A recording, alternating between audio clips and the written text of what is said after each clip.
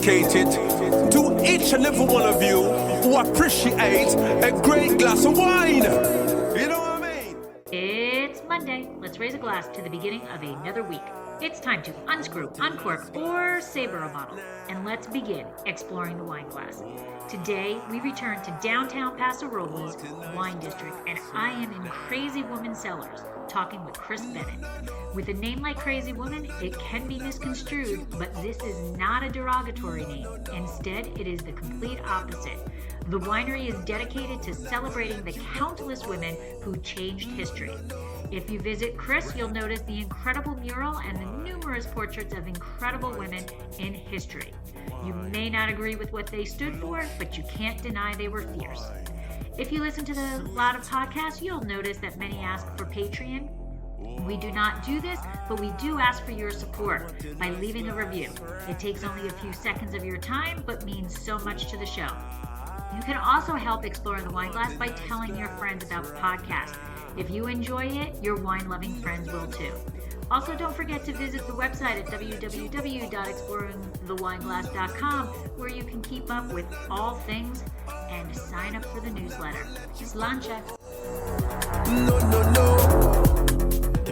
Hey everybody, I'm Lori Budd, a UC Davis winemaking program, Spanish wine scholar, sommelier service, champagne and Côte d'Aron specialist, and a WSET Level 2 graduate. You can find Exploring the Wine Glass on all the socials, as well as your favorite podcast catchers.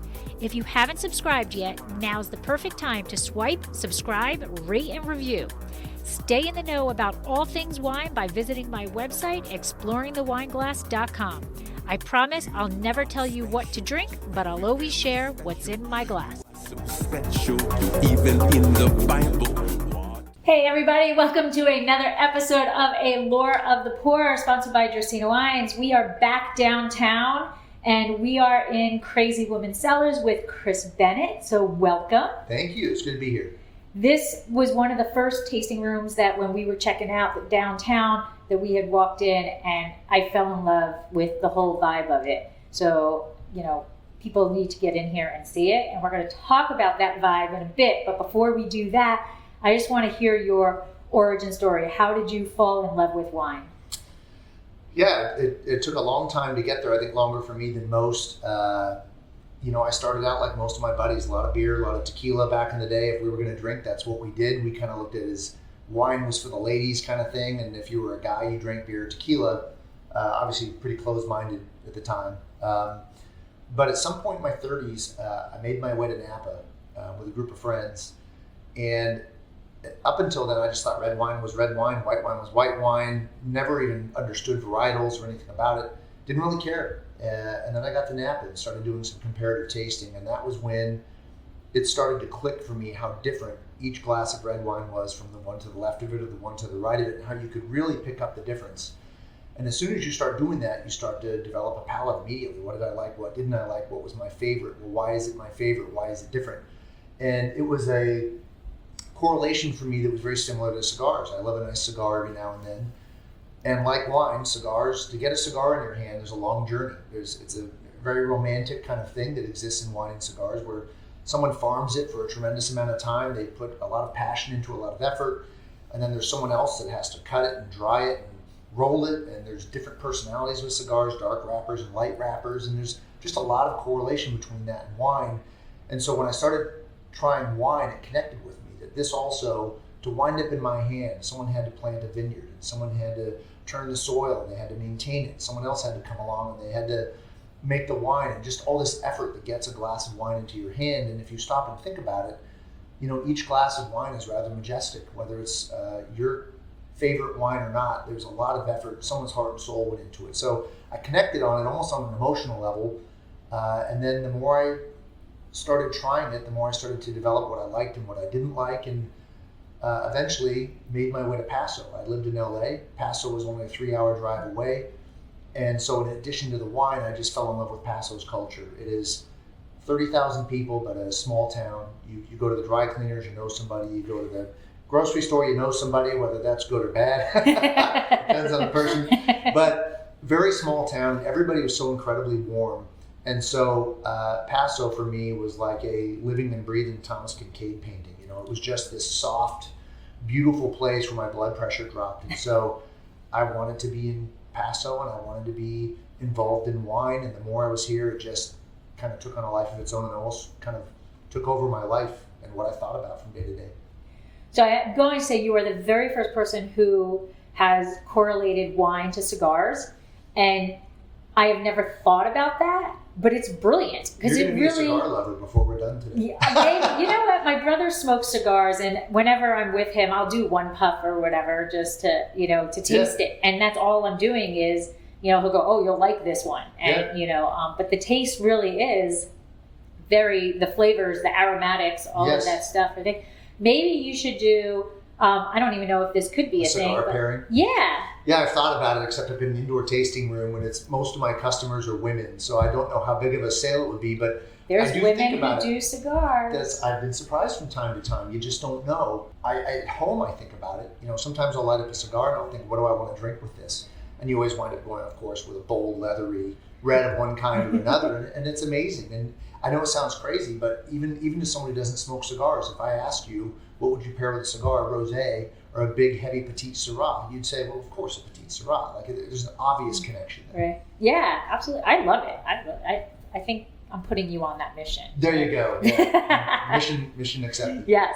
And so you found your way to Paso, and did you start making wine right away?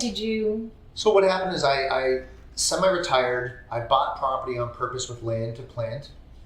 So it was definitely in my mind, but I was also well aware that it's a great way to lose all your money if you're not careful. And so at first what I thought, I'd spent 28 years selling insurance. That was my living. That's how I got my kids through college. That's how I paid my mortgage off. It's how I was going to retire. And I ran my own business and I was very proud of the business we ran, but insurance is not the most exciting thing in the world. So I did it because I had to. It was my job. So, they say often that a second job, their second career is what defines a person. You know way more about them based on what their second career is because we often choose that based on our passions after doing our first career to meet our obligations. So I thought I just wanted to farm grapes. I was in love with the idea of it. I was in love with the idea of not being in an office, not looking at spreadsheets, driving a tractor, getting my hands dirty. That was really what I wanted to do. So I went to school to Hancock College, which is a program I cannot speak highly enough about.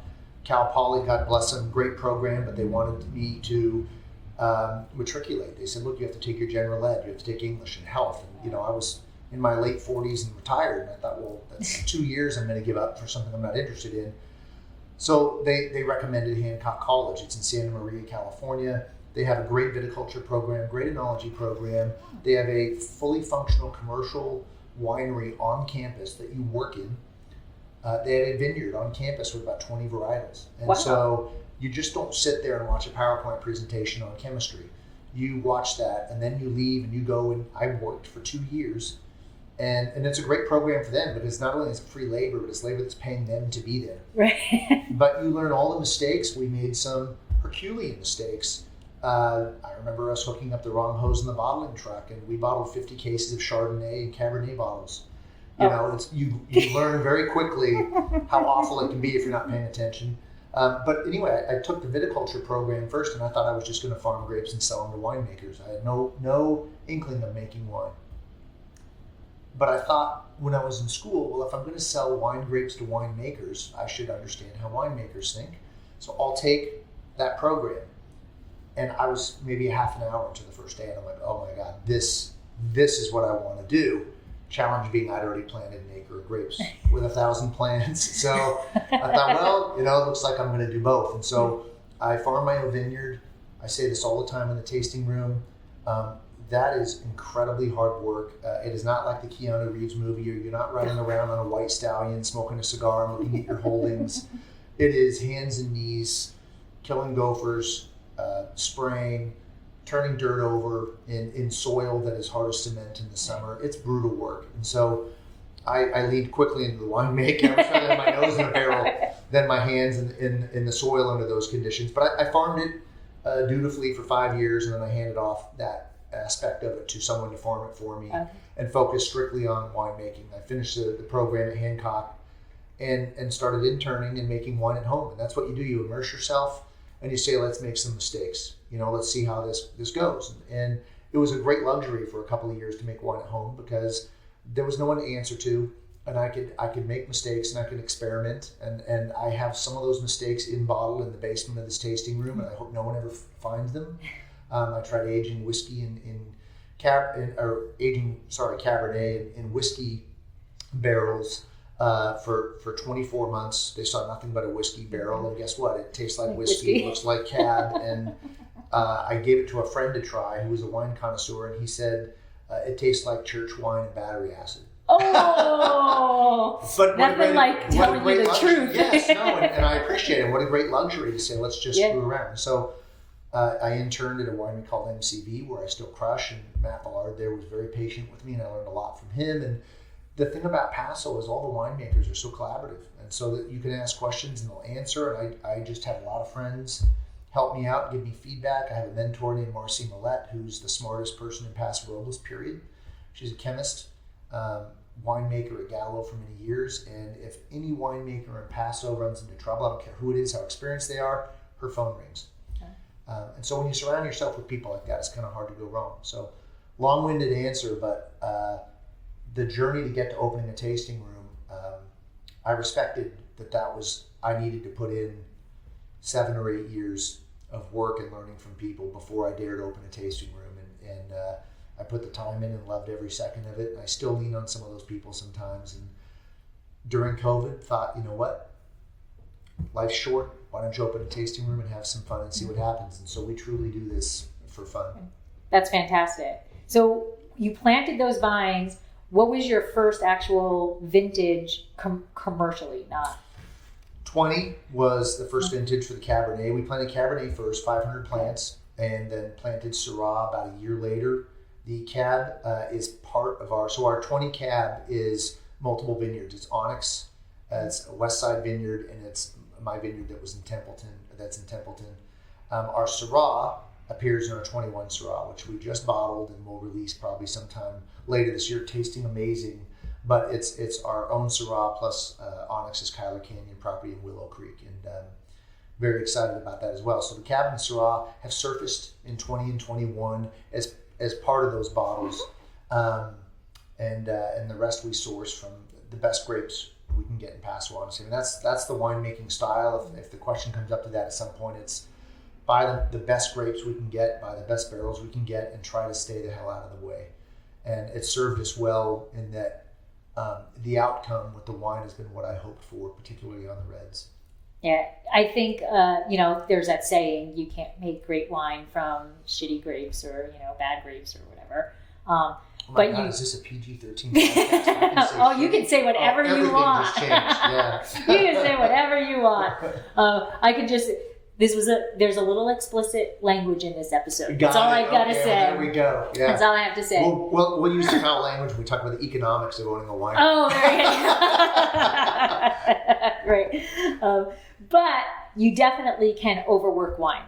So you can have great grapes and the winemaker can screw that up.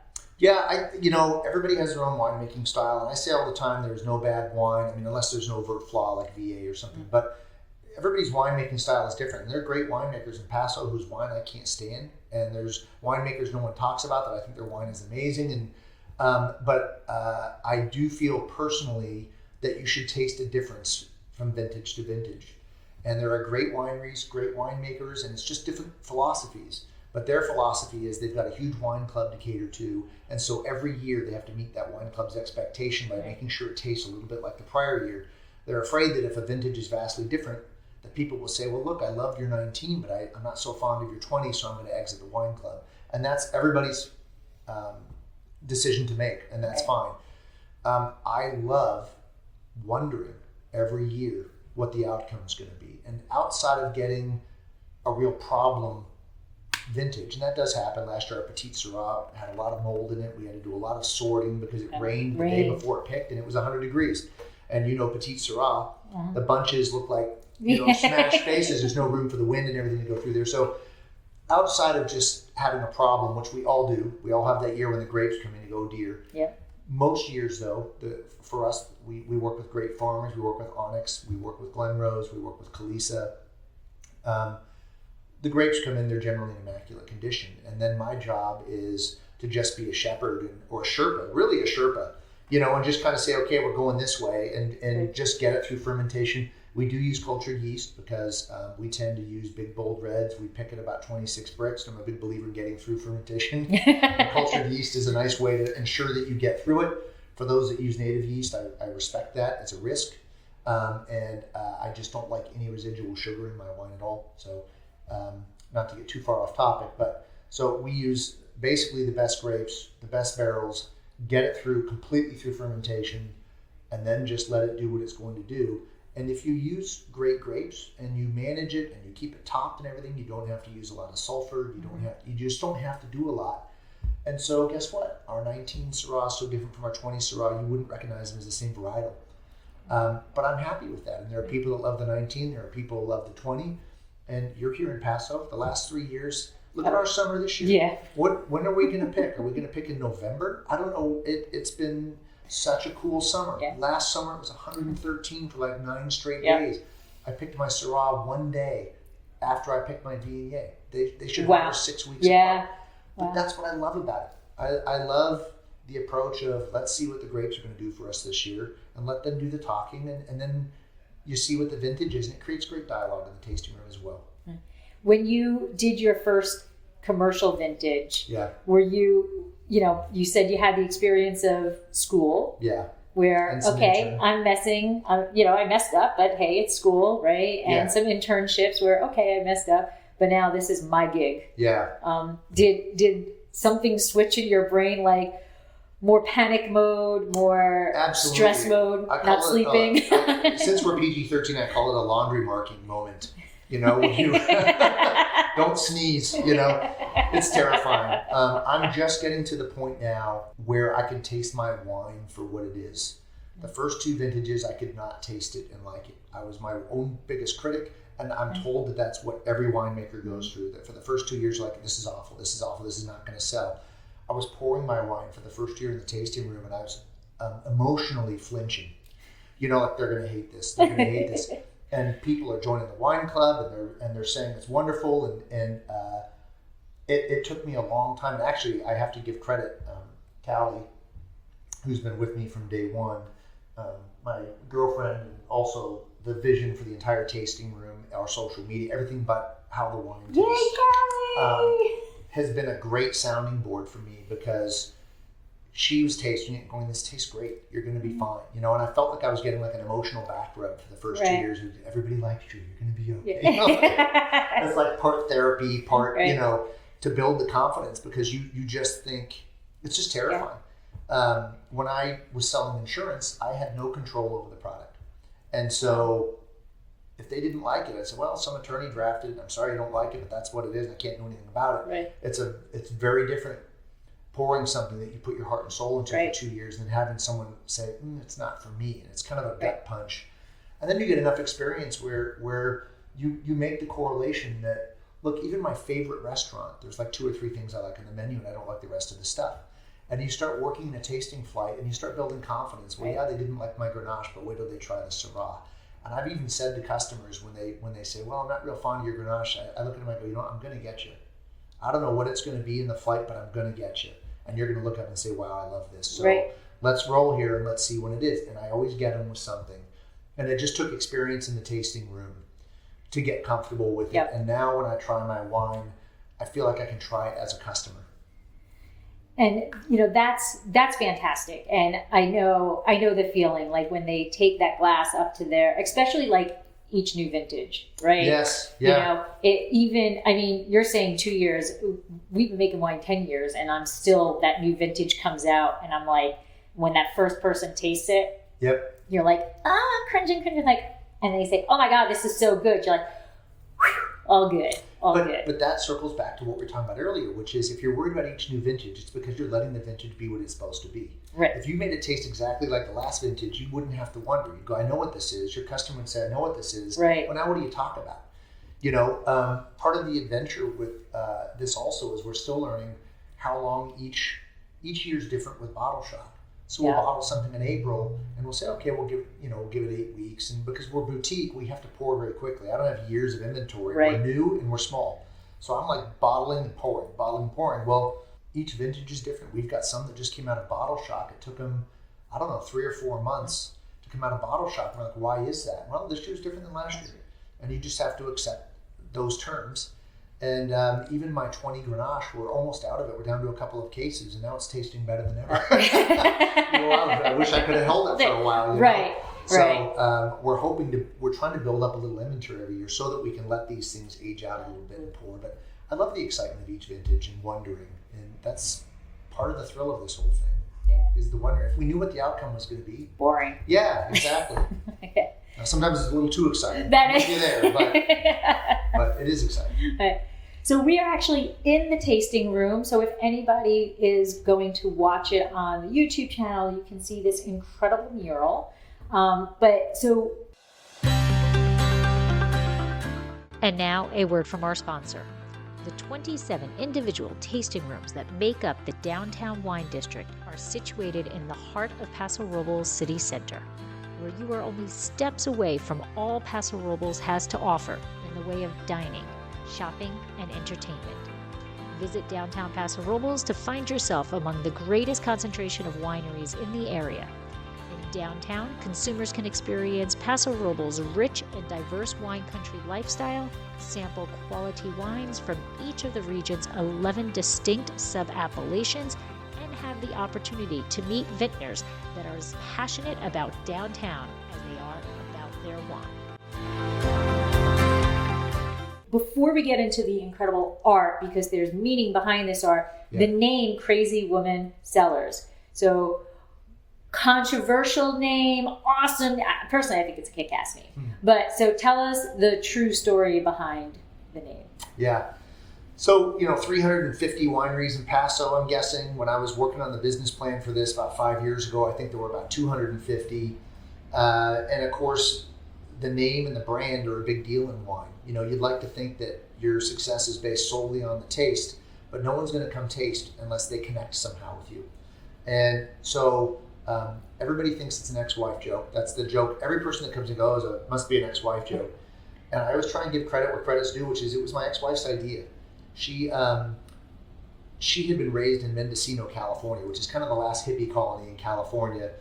And she was one of 4 sisters living with a single mom on a 160-acre homestead in the 1970s.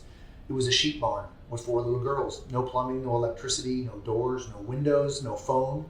And, a good 20-minute walk on a dirt road to get to it. So it was very 1870s, but it took place in the 1970s.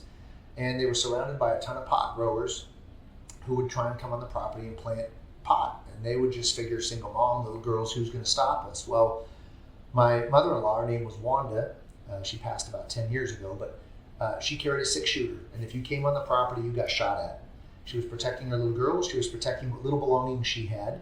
And it was the only way to protect herself. No sheriff was going to come out. She had no way to call him. And so she developed a reputation very quickly in a little town called Ukiah, and in this area where the ranch was, where no one messed with her. Even the pot growers were like, look, she's crazy, she's unpredictable.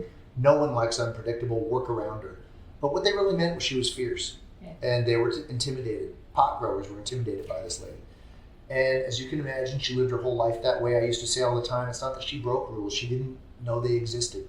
She kind of had this mindset of, I'm going to do what I'm going to do and everybody's going to get the hell out of my way. And so we were constantly wringing our fingers, worried for her. What's she going to do next? What kind of trouble is she going to get in? When is this going to come back and bite her? And it just never did. She just was a fierce woman. She carried a small bag around with her with some belongings in it with a machete in it. That's how Wanda rolled. So we referred to her as the crazy woman all the time. It was a term we used around the house, meaning fierce. And so my wife said, look, we use the term all the time. Let's call it Crazy Woman Cellars. Women are the ones who taste wine. Women will connect with it. And all I kept thinking from a man's perspective was, you do not call women crazy. And this is going to backfire. It's catchy, but they're going to burn the building down. Right. And so we spent about 6 months debating it. And finally, I just said, look, no one knows your mom, but there's a million stories like her. Why don't we make it about all women where, they made a dent in the universe, but half their battle was the fact that they were being called crazy. In other words, no one would listen because they were a woman. That story, there's a million of them. And then we can tell those stories. And, in the end, she was right. 99% of the people that come in are women, and they love the name. They get it immediately. They say, "You're damn right, I'm crazy. Watch yourself." And they sit down and they connect immediately with it. And so the tasting room, the website, the Instagram, all the social media, everything is that same message over and over and over again. Callie does all that work. She found the artist. If you come to the tasting room, you're going to find hand-painted art of some of the most incredible women in history. Of course, we've made a very small dent because we don't have a big tasting room, but you're going to see the Rosa Parks, you're going to see the Harriet Tubmans, and it's apolitical. So we've got Ayn Rand on the wall. I have a tremendous amount of respect for her. You don't have to believe her message, but you have to respect her fight. You could see her on 60 Minutes in like 1960 in black and white TV, Mike Wallace smoking a cigarette, grilling her, and she mops the floor with him. You did not do that in 1960. A woman did not go on 60 Minutes, argue macroeconomics, and beat the hell out of Mike Wallace. She embarrasses him. And I have a tremendous amount of respect for Mike Wallace, but she just intellectually was superior. But she clinched her fist and had the fight. Gloria Steinem, she and Ayn Rand agreed on nothing. I've got their paintings facing each other. It's my inside joke. Yep. They would have clawed each other's eyes out. They agreed on nothing but a woman's right to her body. Outside of that, they agreed on nothing, but you have to agree with both of them in that they believed what they were doing. The tremendous sacrifice, probably very hard lives in the public eye. Right. In Ayn Rand's case, from the 40s until honestly the 90s. In Gloria Steinem's case, the late 60s all the way through the 90s. These were not easy battles, and they stood up and let bullets bounce off their chest. And so that's the point of the room. None of these women agreed with each other. I'm not asking you to agree with them. I don't agree with all of them. You can't, because they don't agree with each other. But you have to respect the fight. The mural we just had painted by a wonderful artist named Tim Abraham, a wonderful man, Frida Kahlo, Maya Angelou, Malala, Amelia Earhart, and behind me, Judge Sandra Day O'Connor, the first female Supreme Court Justice. We wanted something hip, we wanted something cool, but we wanted it to be respectful. We wanted it to be about the women who fought the fight. We're very happy with it, and it fits perfectly with our tasting room, which is great history, but also a laid-back, fun vibe. A lot of velvet furniture. Yep. Every area is set up almost like your living room.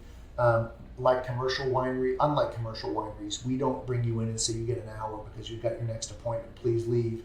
We say bring your laptop, sit down. We're the Starbucks of tasting rooms. You want to sit down and hang out for a couple of hours? We love that. Have a glass of wine. You want to talk to us about all the paintings. You want to talk to us. We say all the time, anything but politics and poetry. There you go. We're happy to talk to you about it.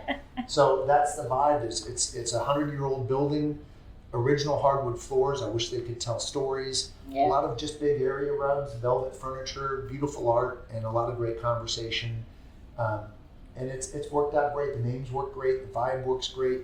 All the social media that Callie does, we every month on our website, we have a Crazy Woman of the Month. It's usually a woman you've never heard of, and you read it and you think, how is this not a movie? Our first one, and still my favorite, was the first documented female fighter pilot, Marina Ruskova. She fought for the Russians in World War II. They were our allies. She was the first female fighter pilot. They were running out of pilots. They gave her a plywood plane, no cockpit, no parachute, no guns.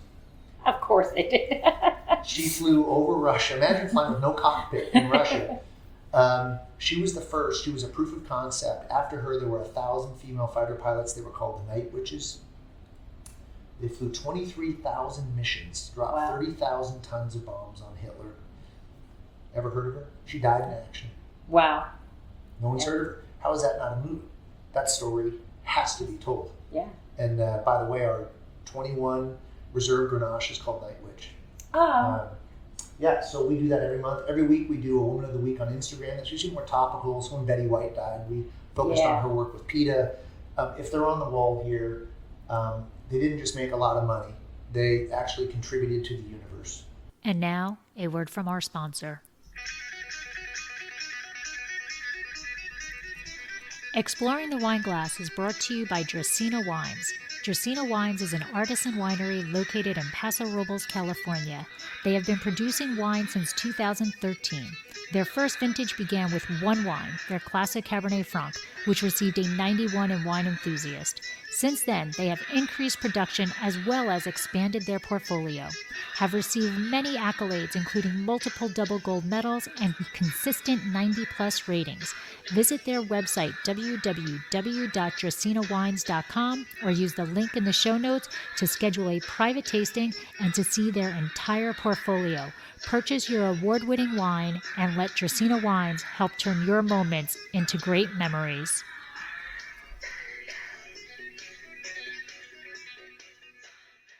They are awesome, and they are fantastic conversational pieces.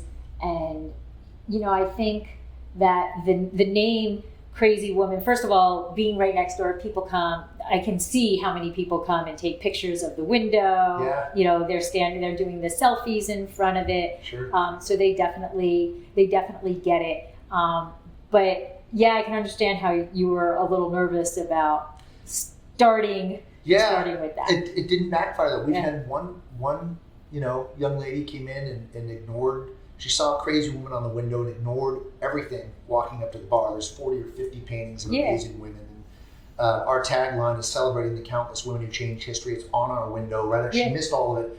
Came in, bawled me out pretty good. But younger Chris would have thrown her out. But I've got a bunch of gray hairs now and some life experience. I thought it would be a great opportunity to have a conversation. And at the end of it, to her credit, she stopped. She looked at all the art and really came back. She didn't apologize. It would have been great if she did, but she bought some wine and she left. But that's the only person, other than a gentleman who decided to yell at me about Ayn Rand. He sat down at the bar and he was very upset about the fact that Ayn Rand was on the wall. And again, since it's PG-13, I'll tell you what I said, which was Ayn Rand's on the wall because she doesn't give a shit what you or anybody else thinks. The whole point is they did this. They couldn't have done it if they worried about people's opinions. She doesn't give a shit about what you think, and neither do I. And he hasn't been back, which is odd. Oh, weird. Weird. I won't say his name. I know his name. So you go back to the small town. That's exactly right. Yes. Show more respect than he did. So if you had to pick a specialty for Crazy Woman Cellars, do you have one? Or as far as the wine we make? Yes. It's funny. People ask, we're a Rhone house. We make all Rhones. The exception is we do make a Cab Sauv because in Paso, Cab Sauv's kind of a religion. It's got a rich history here along with Zinfandel. But we make a Cab Sauv. Everything else is Rhones, and people say, why Rhones?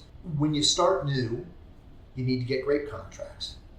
And in Paso, we grow a lot of Rhones, and so you're more likely to be able to get a grape contract on Rhones, right? If I decided to make some unusual grape, there might have been one farmer that made it or two farmers, and so I've just been reducing my odds. So I started with Rhones, but I also started with Rhones because that's what I enjoy drinking. And if you're going to stick your nose in a barrel for 2 years, you probably ought to pick wines that you enjoy drinking. And so I love Rhones. We make a Grenache, a Syrah, a Petit Syrah. We make a GSM. On whites, we have a Viognier, and we have a Grenache Blanc, and then all of our rosés generally are saugnéed off one of those. And so there'll be a Syrah base or a Grenache base and so forth. But I will tell you that the grape I'm passionate about is Syrah. And the reason I love Syrah, I say this all the time, it's kind of the chicken of grapes. People say I like Syrah, and I say, well, that's like saying I like chicken. What do you mean? You can love chicken, but is that fried chicken? Is it barbecue chicken? Is it chicken cacciatore? Is it chicken soup? There's a million things you can do and alter it. And Syrah it's really kind of the schizophrenic of grapes. It can be anything. Almost every version of it I like. People make Syrahs that are kind of leathery. They make them that are just 17% alcohol. They make them their fruit bombs. You can really do a lot with it just depending on what you like. And so I like that because I like not knowing exactly what it's going to be. Where Cab, God bless it, we make a Cab. Everybody makes a Cab. But if you open a Cab for me, I just know it's going to have a nose of cherry or cherry cola. I know what the finish is going to be. Even Cab blends, I know almost just off the nose, whether it's Cab heavy or something else heavy. Syrah is just so tricky and so interesting, and it's like your best friend. If you have a really good best friend, it takes years to know them. They're complex. That's why they're your friend. If you knew everything in 10 seconds, what's interesting about that? The most interesting people are the people that are open about their flaws and open about the mistakes they've made. And Syrah to me is just like this child that doesn't know what it wants to be yet. And so, I don't know, it's just the grape I fall in love with. And so I spoke earlier about how we let each vintage talk about what the terroir was that year. We let the grape do that. Our 19 Syrah turned out to be, ironically, in a year where we had no fires, it wound up very smoky. People think, oh, smoke taint. We had no fires in 19. Yeah. It's not smoke taint. Now that bothers me. I'm going to interrupt. That bothers me because there are two very different smokes, right?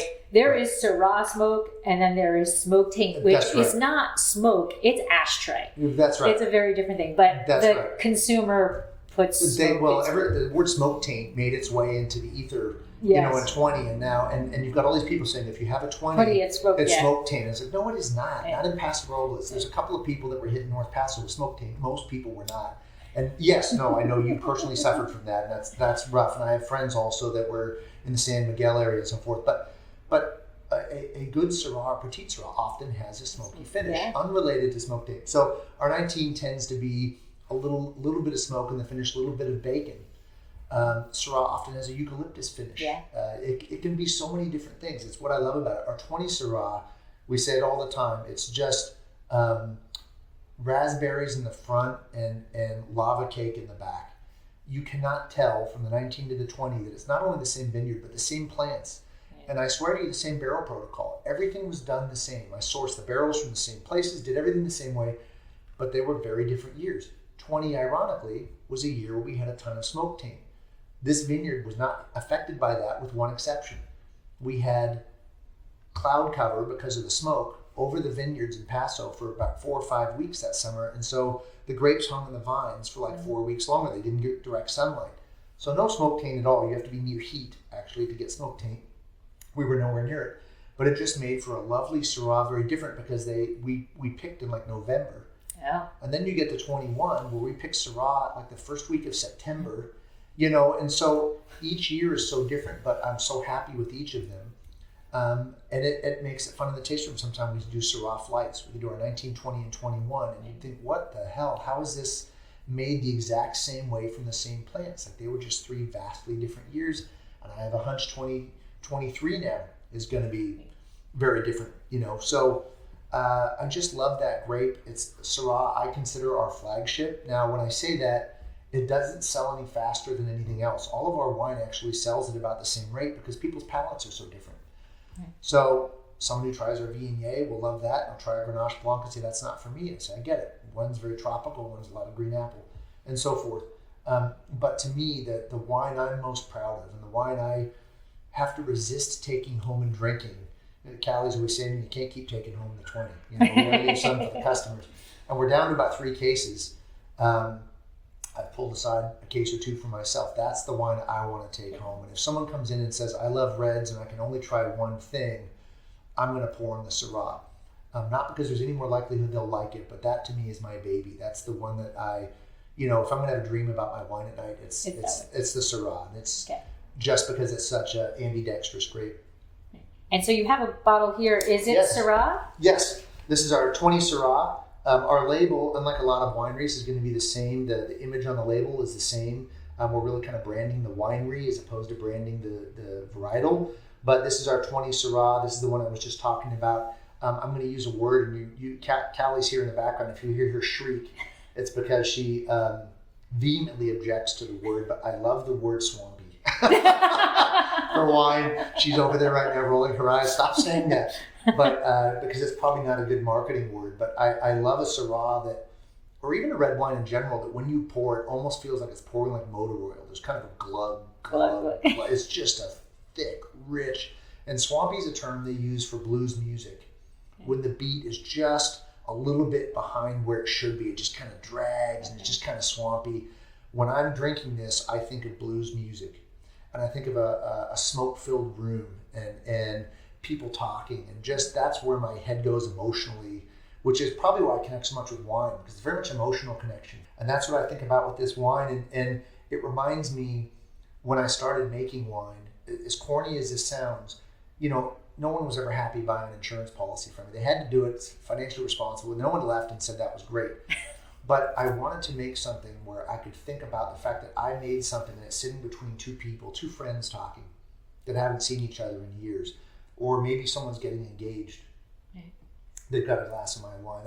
That notion that you're indirectly enriching an experience somewhere, that emotional tie to it. And I feel that way even if I'm drinking this by myself. And yes, I drink by myself, so I'm in wonderful company with myself when I'm drinking. And that's what I think about with Syrah. I just think like this is just a smoke-filled room with some blues music playing. It's just that little bit behind the beat, kind of slow, thick, rich, swampy red wine. So for the people who are viewing this, they can see that beautiful label. Yep. So the woman on the label, tell us about. I get this question all the time. It's no one in particular. I've had people ask about different actresses, and it was inspired by that. What I did was I hired a firm. I told them everything I've just told you about who we are, and I feel like I've been pretty articulate in really talking about what our message is. And for 6 months, they just kept coming back with witches, demons, and vampires. They just kept coming back with scary, crazy. And it was the most frustrating experience in the world. I could not get them to understand what we were going for. They finally came back with this label, but they had blood coming out of her mouth all the way down the front of her face. So I said, take the blood away. Right. And now let me look. And I love it. I do think it's a visual image of what we are, which is, it's an image of a woman who's got something on her mind. She's thinking about something. She's got something to say, and also that she's not going to be quieted. Right. That she's going to say what she has to say. But it's also visually striking. There's a lot of color, and I just think the second you look at it, you think she's interesting. Wonder what she has to say. Right. Without blood coming down. Yes, without scaring anybody. Yeah, it's not bad. It's not bad crazy. It's there's something on her mind, and she's going to speak her mind, and I think it speaks to it. I've had lots of people ask, well, Chris, why don't you have, Ruth Bader Ginsburg on the label, or why don't you have, and it's called trademark law. Well, so I have another. To be careful. But then to me, you're representing her, and that's not what your story is. Your story is all of the women. That's such a great point. I'm glad you brought it up. I'm not trying to push any singular person's message. I'm trying to push the fact that every one of them had to fight to get that message out, and their collective message, which is, if you're going to do it, you're going to have to ball up your fist. You're going to have to take a swing. Right. And it's a great point. As soon as you isolate one of them, you're now saying, well, this is about this one person. It's not. It's about all of them as a collective. Right. Absolutely. It's a great point. Right. Absolutely. I'm going to use that all the time and not credit you. No problem. No problem. But also, I have to extend some major congratulations to you, because you just got the People's Choice Award and the Spirit Award at the Winemaker Cook-Off. Yes. Yeah, we have a great local event in Paso, Robles. I love this kind of small town stuff. This event was sponsored, and all the proceeds go to the Rotary Club. I think we raised about $90,000. Wow. Every winery donated their wine. And what you did was you paired up with a chef. My good friend Chad Walker, Good Eats Catering, prepared a wonderful ahi tuna tostada. We paired it with our rosé, and there was really two ways you could win. They had judges sitting there who were chefs and sommeliers and so forth, and those 7 judges decided who the winner was going to be for the pairing. But also they had the regular Paso Robles folks judge. And I would have loved to have done better with the actual judges. I think we had a dynamite product. Chad's ahi tuna tostada was amazing. And so we didn't place in the top 3 there of about 32 wineries. But for the people, the 900 people that came and paid to get in, we placed second with that group. And that's pretty exciting to know that, those are the folks I'm catering to. Yeah, we're catering to the ordinary people that come in every day and do the, to quote It's a Wonderful Life, they do the living and dying in the community. They do the working. That's kind of who our customer is. Now, we love to have, we'll pour for the snobs. We don't care.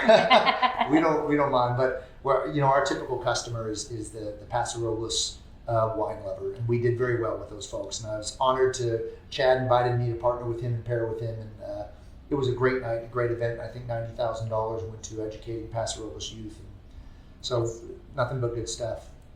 And following up with that, you also donate to, in the tasting room sales, you donate to Must, correct? Yeah, Must, a great local charity here.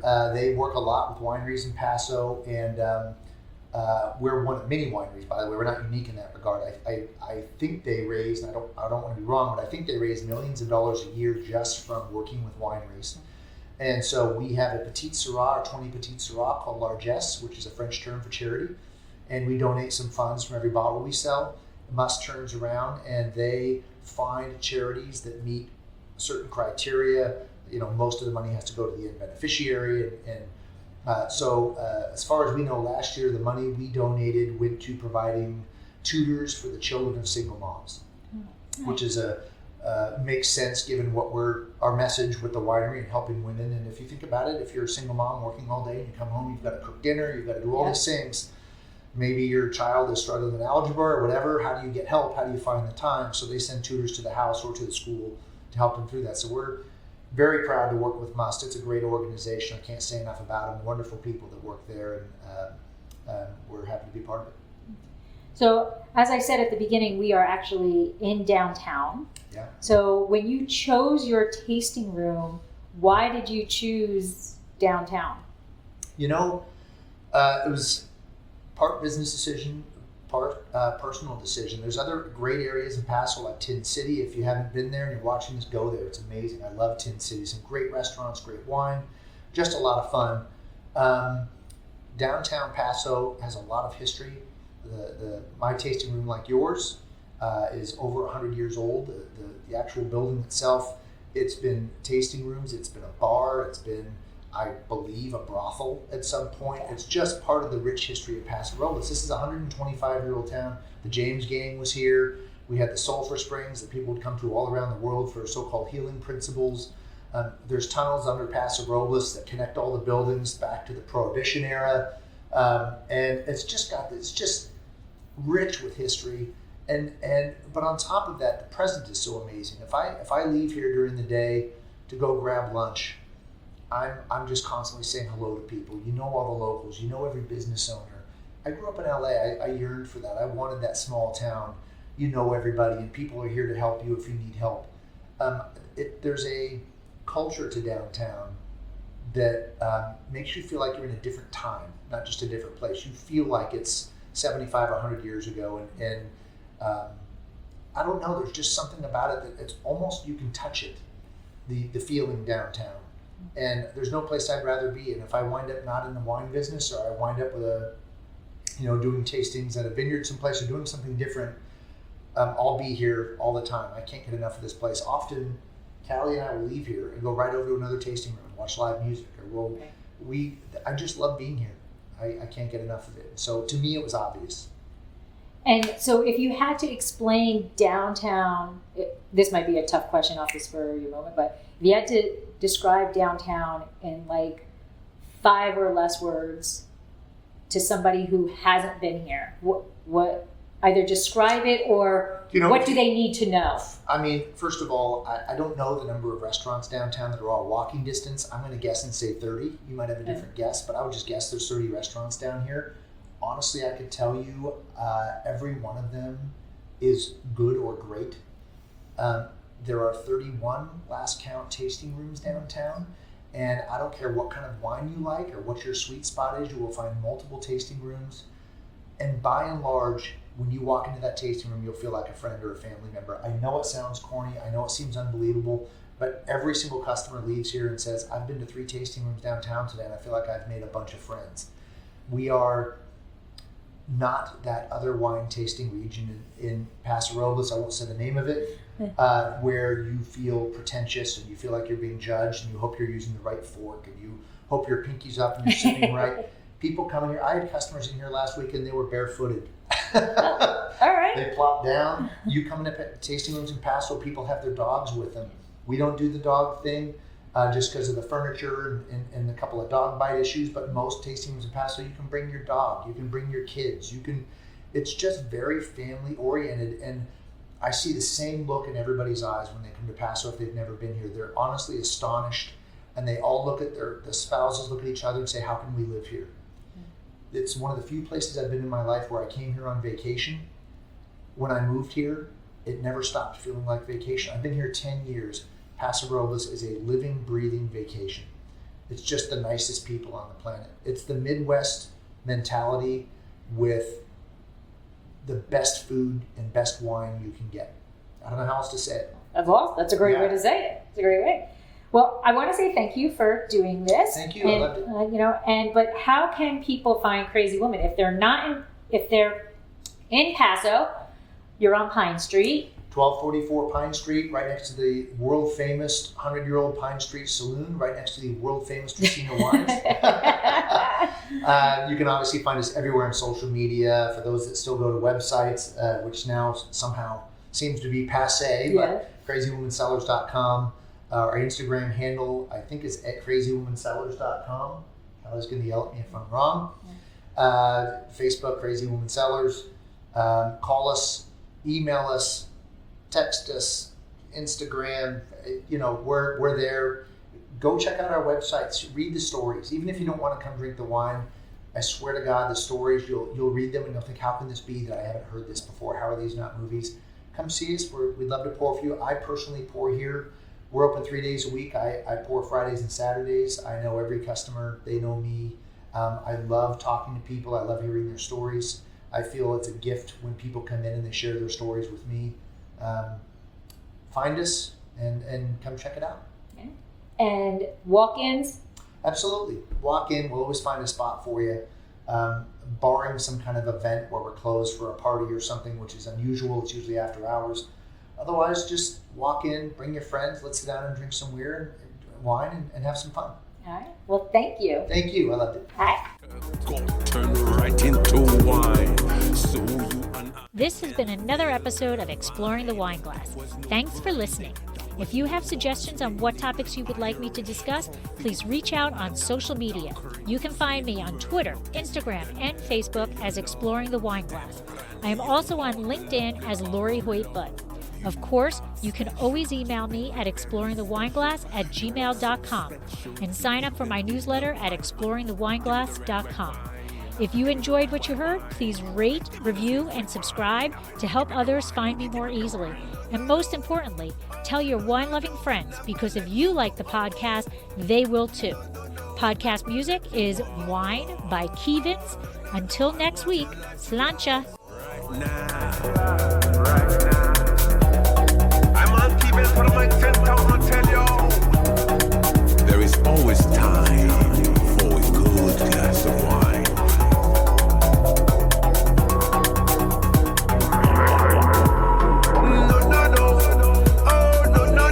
Never let you go.